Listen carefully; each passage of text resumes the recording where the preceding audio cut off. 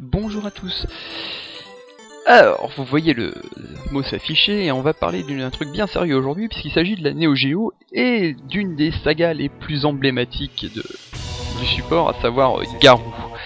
Alors vous connaissez certainement cette introduction, le fameux Garou Mark of the Wolves qui est l'un des jeux les plus mythiques de la saga et qui est sorti en 1999.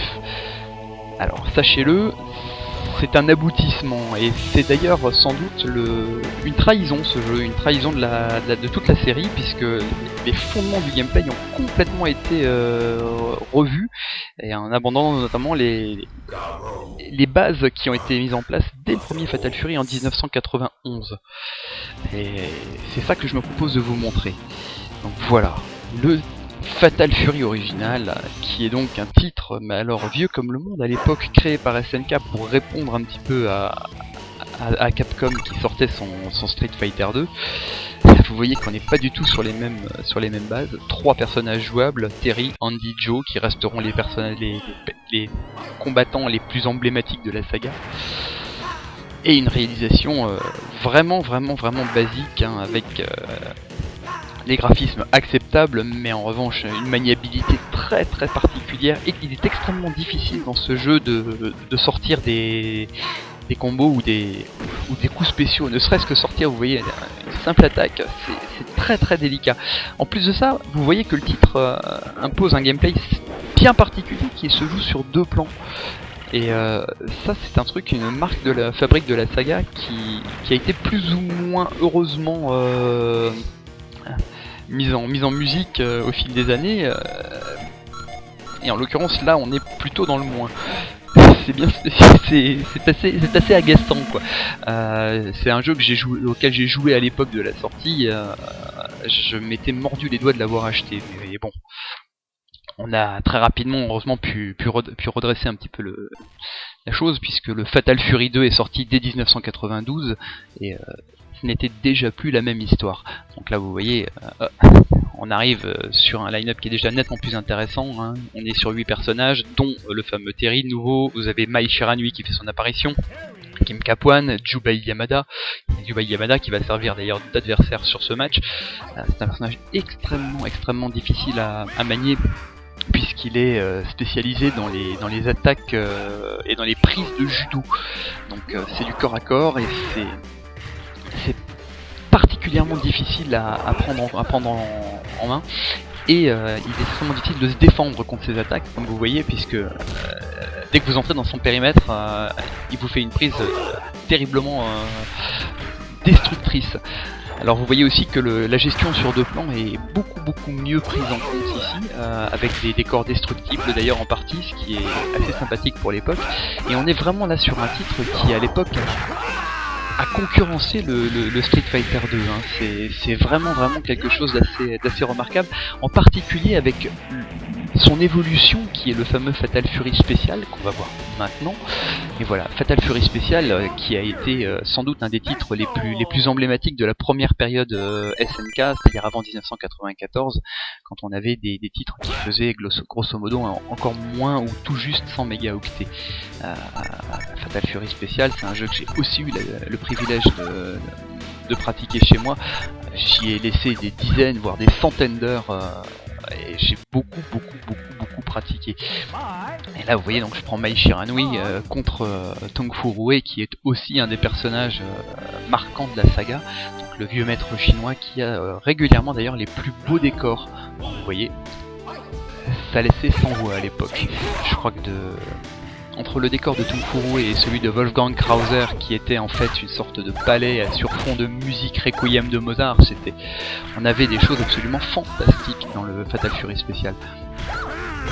Je vous laisse un petit peu apprécier la chose. Vous voyez également que les attaques du premier volet ont été un petit peu réduites au niveau de Tong Fu Rue, parce qu'il y avait vraiment des gros problèmes d'équilibrage sur ce personnage qui était abusivement puissant dans le premier Fatal Fury. Voilà. Alors, on est sur les Fatal Fury, on est sur des systèmes de tournois, hein, donc il y a des histoires de vengeance et compagnie. C'est jamais ce qui a vraiment intéressé les joueurs, et c'est jamais ce qui a été mis en avant, hein. C'est-à-dire que vous attendez pas sur ces titres-là à trouver à trouver des grosses histoires, même des cinématiques ou des machins comme ça. C'est pas du tout l'esprit, c'est pas du tout l'époque. On est sur du beat'em up 2D à l'ancienne, qui a tourné beaucoup dans les salles d'arcade aussi dans les années 90. Clairement c'est du jeu qui est même conçu pour jouer en 1 contre 1. Le sel du titre est là, quoi. Et le Fatal Fury spécial échappe pas à la règle, même si on est encore sur un gameplay un petit peu difficile à prendre en main, puisque les coups ne sortent pas très facilement, beaucoup moins que dans un Street Fighter, et le timing est beaucoup plus précis que celui d'un Street, donc moins permissif au niveau de beaucoup de choses, et à tel point que c'en est agaçant. Choses qui ont été un petit peu redressées avec le 3e volet, Fatal Fury 3, mais qui a beaucoup déçu Fatal Fury 3, parce qu'il allait pas au bout de ses évolutions. Donc je vous laisse un petit peu profiter de la chose.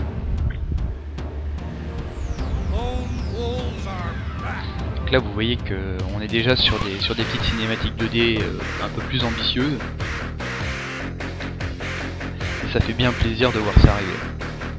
Alors c'est un titre que je n'ai pas eu, il est sorti en 1995, donc c'est deuxième phase SNK, et il a globalement il a annoncé un petit peu l'arrivée des King of Fighters, donc il est un petit peu passé inaperçu comparé à cette fameuse série qui fera sans doute l'objet d'une autre vidéo un jour, mais pas tout de suite. J'en suis beaucoup moins fan en fait. Les Fatal Fury ont vraiment une patte bien spécifique, et c'est quelque chose qu'il faut avoir pratiqué pour vraiment en apprécier toute la richesse, quoi.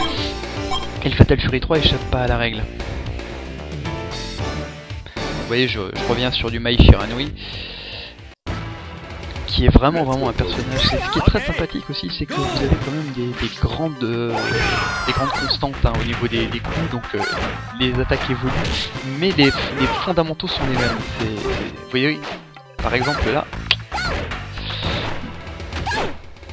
les manipulations ont un petit peu évolué, mais elles sont toujours présentes. Donc là je tâtonne un petit peu, parce que c'est un titre que je n'avais pas fait. Mais vous voyez, je commence à trouver un petit peu mes marques.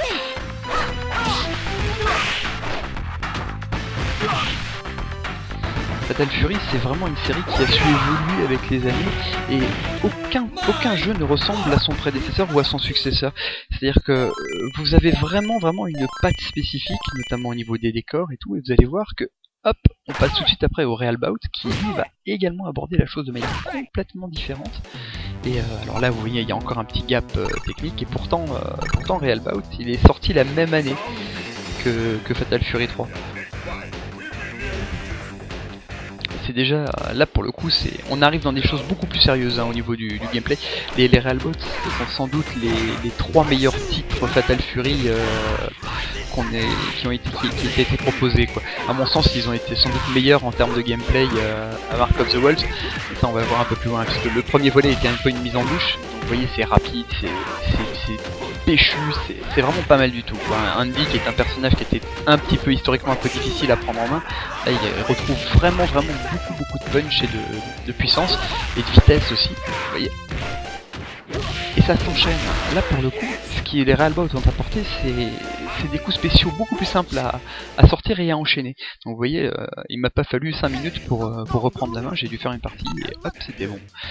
Le Real Bout spécial qui a suivi, c'est un petit peu aussi une particularité, le spécial est arrivé avant le 2, donc le Real Bout spécial est arrivé en 1996, et ben a encore continué sur cette voie, donc les graphismes ont été encore un petit peu optimisés, et vous voyez qu'Andy, hop, gagne encore un petit peu en fluidité, la gestion des 2 plans de combat a été encore un peu améliorée, donc il est très facile de passer d'un plan à l'autre, on s'en rend même pas vraiment compte, et ça donne un effet de profondeur très sympa.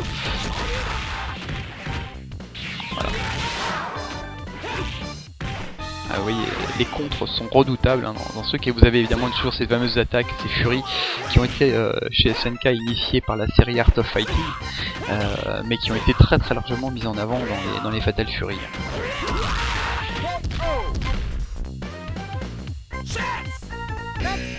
Alors Real Mode Spécial, c'est encore et toujours Tung Fu Rui. Je prends beaucoup de plaisir à vous montrer vraiment les niveaux de ce personnage. Regardez un petit peu ce qui se passe. On est dans le Yunnan, c'est le cœur de la Chine. C'est vraiment superbe. Beaucoup d'animations, hein, comme vous pouvez le constater. Ce panda là tout à gauche, que vous pouvez d'ailleurs déranger dans son repas. Et vous voyez à côté de ça l'évolution des coups, l'animation qui s'optimise aussi petit à petit. Vous voyez que Real Mode Spécial a beaucoup fait progresser la chose. On est vraiment dans un titre qui se rapproche techniquement du Garou Mark of the Wolves. Et vous allez voir que dans le Real Bout 2, c'est encore plus sensible. Mais regardez, là toujours ces fameux plans multiples, vous avez même certains niveaux avec 3 plans, enfin, vous avez vraiment des choses assez riches. Et donc là on va arriver à Real Bout 2 qui est l'aboutissement de la trilogie. Là on est sur des choses... Real Bout 2 est un titre qui est considéré plus ou moins culte par tous les fans de SNK. C'est vraiment là pour le coup un jeu de baston majeur au même titre qu'un Street 2 ou qu'un Street 3 First Strike.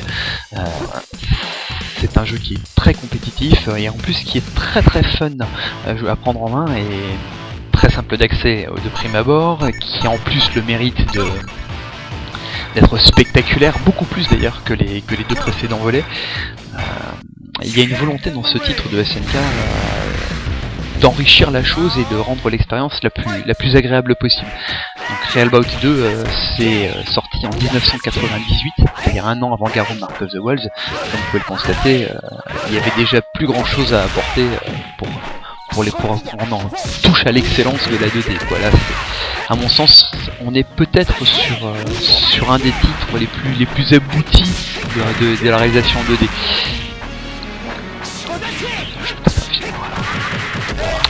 Et pour terminer, on en parlait au début, évidemment, il y a eu Garou Mark of the Wolves, qui est, à mon sens, je sais pas si on peut encore le considérer comme un Fatal Fury. Reste Terry, mais il n'y a plus que lui.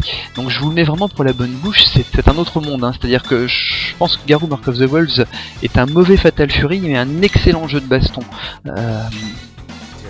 L'abandon des plans, la remise à niveau de pas mal de coups spéciaux, l'abandon de quasiment de 99% du line-up de la franchise, ça fait beaucoup pour un seul jeu, quoi. Et en revanche, vous avez beaucoup de choses très agréables qui arrivent, et notamment, regardez-moi ce personnage, si vous ne fait pas penser à quelqu'un. Ça renvoie quand même clairement à des personnages rencontrés dans Airlock, et à un univers, c'est un hommage, hein, d'après ce que j'avais pu voir, c'est un hommage au travail de Matsumoto, donc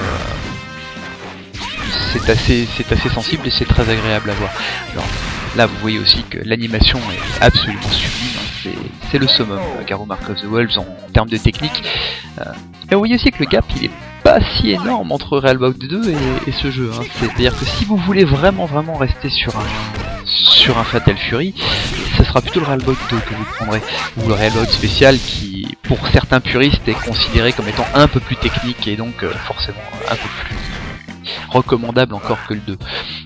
Mais là on est sur des querelles de spécialistes. Ce que je peux vous dire, c'est que les deux apportent énormément de plaisir et que si vous avez les moyens, prenez-vous les deux, c'est un régal. On arrête là et j'espère que vous vous êtes bien amusés. Bonne soirée.